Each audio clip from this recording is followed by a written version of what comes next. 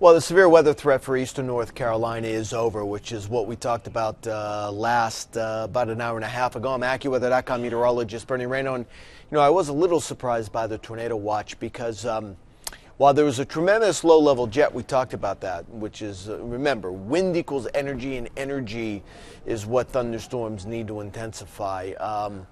The low-level warmth and humidity wasn't there. You need it warm and humid to really help destabilize things. And then if you have really unstable air, and then you bring in all this low-level forcing and the wind, and then you can get thunderstorms to form here.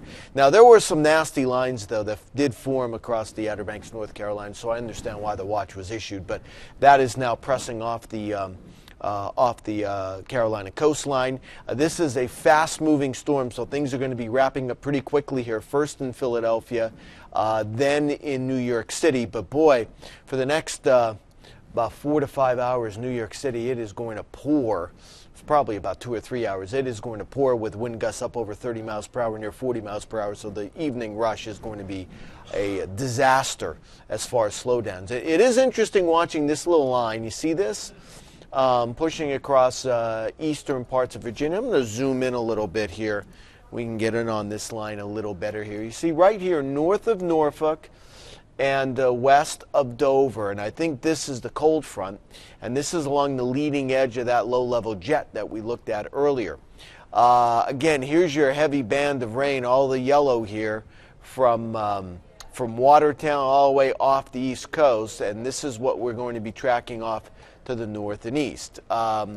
With this storm out ahead of it, again, the worst of the wind is now through the early part of this evening Jersey coast, heading up into Long Island. Then the southern New England coast, including Massachusetts, Rhode Island, up into New Hampshire. This is going to be the first part of tonight, and then, from 10 o'clock till 2 a.m. Maine coast, 45 to 55 mile per hour wind gusts right along the coast.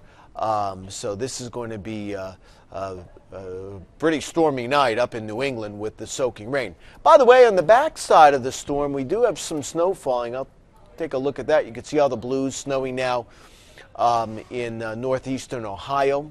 Snow is now ending in Indiana. In fact, it's all but ended now. But as our storm moves northeastward, keep in mind it is intensifying, and when a storm intensifies on the backside, you start getting some stronger upward motion and some heavier precipitation, and that's certainly occurring around the Cleveland area right now, and there's even probably some enhancement coming off the lake with the wind coming in out of the northeast. And I'll tell you what, someone from about Cleveland, Ashtabula, Lake counties, in the Erie, maybe into Chautauqua, Cattaraugus, and southern Erie counties south of Buffalo, someone's going to end up with about 4 or 5 inches of snow here, I think, this afternoon into this evening, with some blowing snow as well later on tonight as the storm pulls away. So this is one area, New York State Thruway 90 through northwestern Pennsylvania, and even I-80. Watch out here from northwestern Ohio into the southwestern tier of New York.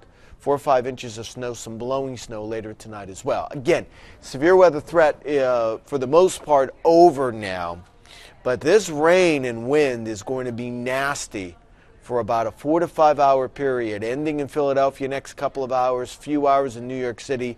Then it's New England's turn tonight. Stay tuned to AccuWeather.com. We'll keep you updated.